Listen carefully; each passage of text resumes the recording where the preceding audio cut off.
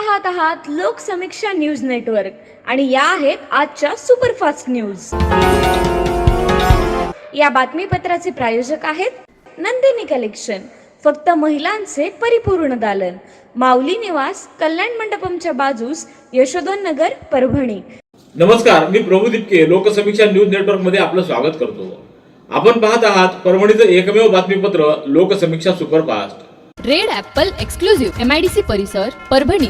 परभणीच्या जिल्हाधिकारी कार्यालयाच्या परिसरात उभारण्यात येणाऱ्या स्वतंत्र नियोजन भवन इमारतीच्या बांधकामाचं भूमिपूजन राज्याच्या सार्वजनिक आरोग्य व कुटुंब कल्याण, पाणी पुरवठा व स्वच्छता, ऊर्जा, महिला व बालविकास, सार्वजनिक बांधकाम तथा पालकमंत्री मेघना बोर्डीकर यांच्या हस्ते आज पार पडलं। परभणी जिल्ह्याची वाढती लोकसंख्या आणि वाढत्या प्रशासकीय गरजांच्या पार्श्वभूमीवर स्वतंत्र नियोजन भवन उभारणं आवश्यक होतं। हे भवन जिल्ह्याच्या विकासाला नवी दिशा देणारं ठरेल आणि सर्वांगीण प्रगतीला गती मिळवून देईल, असं पालकमंत्री मेघना बोर्डीकर यांनी यावेळी सांगितलं। या कार्यक्रमाला जिल्हाधिकारी संजय सिंह चव्हाण, पोलीस अधीक्षक रवींद्रसिंह परदेशी, मुख्य कार्यकारी अधिकारी नतीशा माथुर, महापालिका आयुक्त नितीन नार्वेकर, अपर जिल्हाधिकारी शोभादेवी जाधव, निवासी उपजिल्हाधिकारी अनुराधा ढालकरी, जिल्हा नियोजन अधिकारी उमेश वाघमारे आदींची उपस्थिती होती। मध्य पूर्वेतील युद्धजन्य परिस्थितीमुळे काही देशातील हवाई क्षेत्र तात्पुरतं बंद करण्यात आलंय। परिणामी परभणी जिल्ह्यातील काही नागरिक संबंधित देशांमध्ये अडकले असल्याची माहिती जिल्हा प्रशासनाला मिळाली आहे। प्राथमिक माहितीनुसार 2 मार्च रोजी सायंकाळी 5 वाजेपर्यंत एकूण 10 नागरिक सध्या संयुक्त अरब अमिराती, कतार आणि सौदी अरेबिया, बहरेन इत्यादी देशांमध्ये विमानसेवा बंद असल्यामुळे परत येऊ शकलेले नाहीत।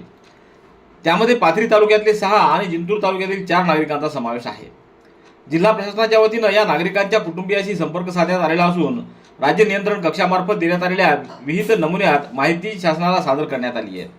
तसंच राज्य नियंत्रण कक्षामार्फत परराष्ट्र मंत्रालय व संबंधित भारतीय दूतावासाशी सातत्यानं समन्वय ठेवण्यात येत असून वेळोवेळी प्राप्त होणाऱ्या निर्देशाप्रमाणे जिल्हा प्रशासनाकडून कारवाई करण्यात येणार आहे। अशा वेळी नागरिकांनी अफवांवर विश्वास ठेवू नये। जिल्हा प्रशासन परिस्थितीवर बारकाईनं नियंत्रण ठेवून आहे। नागरिकांच्या सुरक्षिततेसाठी सर्वोच्च प्राधान्य देण्यात आले। नागरिकांनी घाबरून जाऊ नये व स्थानिक प्रशासन तसंच भारतीय दूतावासाच्या सूचनांचं पालन करावं, असं आवाहन जिल्हाधिकारी संजय सिंह चव्हाण यांनी केलंय। परभणी जिल्ह्यातील सर्व बँक व्यवस्थापकांची महत्त्वपूर्ण आढावा बैठक परभणीतल्या जिल्हाधिकारी कार्यालयाच्या सभागृहामध्ये पालकमंत्री मेघना बोर्डीकर यांच्या अध्यक्षतेखाली आज संपन्न झाली। या बैठकीला जिल्हाधिकारी संजय सिंह चव्हाण, विविध बँकांचे व्यवस्थापक, जिल्हा अग्रणी बँक अधिकारी, नाबार्ड प्रतिनिधी तसंच संबंधित विभागाचे सर्व अधिकारी उपस्थित होते। या बैठकीत जिल्ह्यातील कर्ज वितरण, विशेषतः पीक कर्ज, कृषी कर्ज आणि इतर प्राधान्य क्षेत्रातील कर्ज याचा सविस्तर आढावा घेण्यात आला। बँकांनी शेतकऱ्यांना वेळेत सुलभ आणि पारदर्शकपणे कर्ज उपलब्ध करून देण्याचे स्पष्ट निर्देश यावेळी देण्यात आले आहेत। शक्तीपीठ महामार्ग प्रकल्पाबाबत शेतकऱ्यांना अत्यल्प मोबदला मिळणार असल्याचा गैरसमज मुद्दाम पसरवण्यात आल्याचा आरोप जिल्ह्याच्या पालकमंत्री मेघना बोर्डीकर यांनी केला आहे। जिल्ह्याचा विकास होऊ नये अशी भूमिका घेणाऱ्या काही घटकांकडून हे कारस्थान रचलं गेल्याचं त्या म्हणाल्या। या पार्श्वभूमीवर शेतकऱ्यांमध्ये संभ्रमाचं वातावरण निर्माण झाल्यानं जमिनीच्या मोजणी प्रक्रियेला तात्पुरती स्थगिती देण्यात आल्याचं त्यांनी स्पष्ट केलं। शेतकऱ्यांना विश्वासात घेऊनच सर्व प्रक्रिया राबवली जाईल। कोणताही प्रकल्प शेतकऱ्यांवर लादला जाणार नाही आणि त्यांचं कुठल्याही प्रकारे नुकसान होणार नाही असा ठाम विश्वास मुख्यमंत्री यांनी दिल्यानंतरच मोजणी थांबविण्याचा निर्णय घेण्यात आल्याचं त्या म्हणाल्या।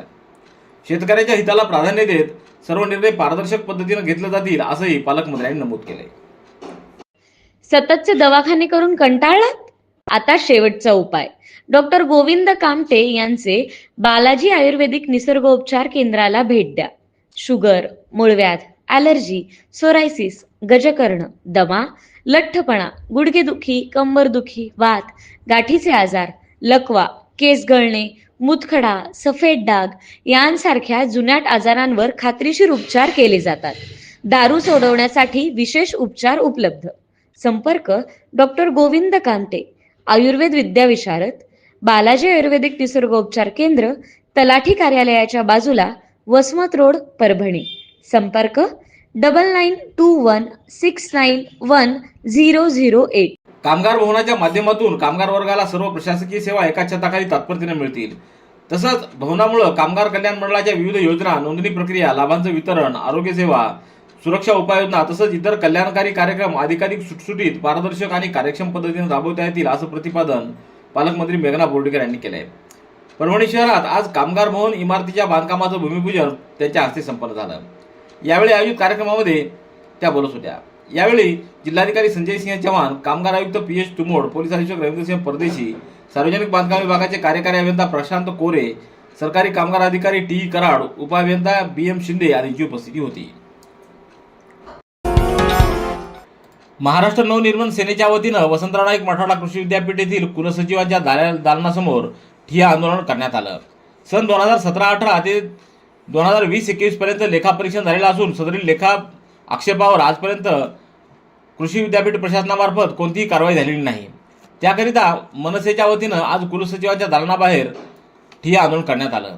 तसंच कृषी विद्यापीठाच्या वतीनं लेखा आक्षेप असलेल्या सर्व कार्यालयांचे सर्व देयक बंद करावेत अशी मागणी केली होती. त्यानंतर विद्यापीठ प्रशासनानं सर्व कार्यालयांचे देयक बंद केले असून तसं पत्र महाराष्ट्र नवनिर्माण सेनेला देण्यात आलेलं आहे. परभणी जिल्हा परिषदेअंतर्गत समाज कल्याण विभागाच्या वतीनं सन 2025-26 या वर्षासाठी दिव्यांग कल्याण निधीअंतर्गत एक विशेष योजना राबवण्यात येत आहे. ग्रामीण भागातील दिव्यांग उमेदवारांना स्वयंरोजगारासाठी अर्थसहाय्य देण्याच्या उद्देशानं ही योजना सुरू करण्यात आलेली असून यासाठी पात्र उमेदवारांकडून अर्ज मागवण्यात येत आहेत. अर्ज करण्याची अंतिम तारीख 15 मार्च 2026 असून अधिक माहितीसाठी उमेदवारांनी जिल्हा दिव्यांग सक्षमीकरण अधिकारी किंवा समाज कल्याण अधिकारी जिल्हा परिषद यांच्याशी संपर्क साधावा असं आवाहन करण्यात आलंय. कृषी क्षेत्रासाठीचं AI तंत्रज्ञान केवळ कागदोपत्री न ठेवता या धोरणाची अंमलबजावणी करण्यासाठी अर्थसंकल्पामध्ये भरीव निधी देणं आवश्यक आहे. त्यानंतरच AI तंत्रज्ञान अंतर्गत ड्रोन, रोबोटिक तंत्रज्ञान प्रत्यक्ष शेतकऱ्याच्या बांधावर पोहोचणं शक्य होईल. त्यामुळे यासाठी भरीव निधी आणि ठोस अंमलबजावणी करण्यात यावी अशी मागणी आमदार डॉ. राहुल पाटील यांनी विधानसभेच्या अर्थसंकल्पीय अधिवेशनामध्ये केली आहे. SK फर्नीचर लेकर आया है ओरिजिनल सागवान का सोफा सेट, पलंग, शोकेश, अलमारी, दरवाजे, चौखट और भी बहुत कुछ. SK फर्नीचर पर सभी प्रकार के फर्नीचर्स अवेलेबल है. हमने हमारे शोरूम की लोकेशन दरगाह रोड से बदलकर जाम रोड केनाल के पास की है. आप SK फर्नीचर में आए और अपने पसंद का फर्नीचर खरीद के अपने घर की रौनक को बढ़ाएं. और हाँ, SK फर्नीचर पर आप किसी भी फर्नीचर को अपने हिसाब से कस्टमाइज कर सकते हैं. हमारे पास सागवान कट साइज इंडियन टेक माल कटिंग करा हुआ मिलेगा या फिर ऑर्डर के हिसाब से भी कटवा कर मिलेगा. हमारा पत्ता जाम रोड केनॉल के पास. मोबाइल नंबर 9420033825 या फिर 9923257259. राजर्षी शाहू महाराज ज्येष्ठ साहित्यिक व कलावंत मानधन सन्मान योजना 2024-25 अंतर्गत पात्र ठरलेल्या अर्जदारांचे तालुका स्तरावर सादरीकरण घेऊन गुणांकन करण्यात आले. या सादरीकरणात ज्या कलावंतांना 4, 5 व 6 गुण प्राप्त झाले आहेत अशा एकूण 110 कलावंतांची जिल्हा स्तरावर अंतिम निवड प्रक्रिया आयोजित करून गुणांकना आधारे अंतिम निवड करण्याचा निर्णय राजर्षी शाहू महाराज ज्येष्ठ साहित्यिक व कलावंत मानधन योजना जिल्हास्तरीय समितीने घेतला आहे. 4 मार्च रोजी सकाळी 10 वाजता जिल्हा परिषदेच्या सभागृहामध्ये जिल्हाधिकारी यांच्या पर्यवेक्षणात समितीमार्फत ई पडताळणी होणार आहे. या निवड प्रक्रियेत कलावंतांच्या कागदपत्राची पडताळणी तसंच सादरीकरणाच्या आधारे गुणांकन करून अंतिम निवड करण्यात येईल. राज्य शासनाच्या दिव्यांग कल्याण विभागाच्या वतीनं राज्यातील दिव्यांग व्यक्तीच्या सक्षमीकरणासाठी दिव्यांग सहाय्यक पोर्टल कार्यान्वित करण्यात आले. दिव्यांगांसाठीच्या 14 महत्त्वाच्या योजना आता एकाच छताखाली आणल्या आहेत. त्यासाठी हे पोर्टल कार्यान्वित करण्यात आलं असून दिव्यांगांना घरबसल्या मोबाईलवरूनही नोंदणी करून 14 महत्त्वाच्या योजनांचा लाभ घेता येणार आहे. या पोर्टलवर सुरुवातीला ऑनलाईन नोंदणी करावी लागणार आहे. त्यानंतर विविध योजनांच्या प्राप्तीसाठी आवश्यक अटीची आणि कागदपत्रांची पूर्तता करून एका क्लिकद्वारे लाभ घेता येणार आहे. ऑपरेशन यात्री सुरक्षा उपक्रमांतर्गत रेल्वे संरक्षण दल व गुन्हे गुप्त वार्ता शाखा नांदेड यांच्या संयुक्त विद्यमानं परभणी रेल्वे स्थानकावर एका प्रवाशाचं सामान चोरी करण्याचा प्रयत्न करणाऱ्या आरोपीला रंगेहात पकडण्यात आलाय. या आरोपीला पुढील कारवाईसाठी GRP परभणी यांच्या ताब्यात देण्यात आला असून त्याच्याविरुद्ध गुन्हा नोंदवण्यात आलाय. आद्य क्रांतिकारक राघोजी भांगरे प्रणीत आदिवासी कोळी महादेव, डोंगर कोळी, कोळी मल्हार, टोकरी कोळी, कोळी ढोर जमातीच्या संघर्ष समितीच्या वतीनं विधानसभा तारांकित प्रश्न क्रमांक 24,239 संदर्भात जिल्हाधिकाऱ्यांकडे पूरक टिप्पणी आणि कागदपत्र सादर करण्यात आली आहेत. महाराष्ट्र शासनाच्या महसूल व वन विभागाच्या 25 फेब्रुवारी रोजीच्या पत्राच्या अनुषंगानं ही माहिती सादर करण्यात आल्याचं या निवेदनात नमूद करण्यात आलेलं आहे. गावखेड्यात कृषी क्षेत्राला बळकटी देण्यासाठी पांधन रस्ते महत्त्वाचे आहेत. त्यामुळेच कृषी व्यवसायाला चालना मिळते. कारण शेतकरी बांधवांच्या कष्टाचा आणि त्यांच्या रोजच्या प्रवासाचा कणा हेच रस्ते असतात. पावसाळ्यातील चिखल, उन्हाळ्यातील धूळ, अवजड वाहनांमुळे निर्माण होणाऱ्या अडचणी यावर कायमस्वरूपी उपाय म्हणून पांधन रस्ते उपयुक्त ठरतात असं प्रतिपादन आमदार डॉ. रत्नाकर गुट्टे यांनी केलंय. गंगाखेडच्या उपविभागीय अधिकारी कार्यालयात आमदार गुट्टे यांच्या अध्यक्षतेखाली पांधन रस्ते विकास योजनेची सविस्तर आढावा बैठक आज संपन्न झाली. या बैठकीला उपविभागीय अधिकारी जीवराज डापकर, तहसीलदार उषाकिरण शृंगारे, तहसीलदार माधव बोथीकर, तहसीलदार कैलासचंद्र वाघमारे यांच्यासह तालुका प्रशासनातील अधिकारी कर्मचारी उपस्थित होते. शैक्षणिक क्षेत्रात उल्लेखनीय कामगिरी करणाऱ्या ज्ञानसाधना प्रतिष्ठान शैक्षणिक संस्थेनं आजच्या स्पर्धात्मक युगाची पावलं ओळखत खास पालकांच्या आग्रहास्तव झेन अल्फा एज्यू सोल्युशन या शैक्षणिक कोचिंगच्या माध्यमातून 11वी-12वी नीट, जेईई, सीईटी फाउंडेशन व 6वी ते 10वी फाउंडेशनचे दर्जेदार शिक्षण देणाऱ्या कोचिंगचा आज शिवसाम सोनटके व गंगाबाई सोनटके यांच्या शुभाहस्ते उद्घाटन सोहळा संपन्न झाला. परभणीतल्या एकनाथनगर नवीन पॉवर हाऊसच्या पाठीमागं जिंतूर रोड येथील झेन अल्फा इन्स्टिट्यूटचं आज उद्घाटन करण्यात आलं. ज्या शिक्षणासाठी विद्यार्थ्यांना नांदेड, लातूर, छत्रपती संभाजीनगर व कोटा यासारख्या ठिकाणी जावं लागायचं तेच शिक्षण आता परभणी शहरात झेन अल्फा एज्युसोल्स कोचिंग इन्स्टिट्यूटच्या माध्यमातून उपलब्ध झालं असल्याचं यावेळी सांगण्यात आलंय. Red Apple furniture, smart furniture for smart people. Exclusive Parbhani शहरातील भव्य शोरूम रेड ॲपल एक्सक्लुझिव्ह, भारतातील स्मार्ट फर्निचर ब्रँड आता आपल्या परभणी शहरामध्ये. हो, आता आपल्या परभणी शहरामध्ये.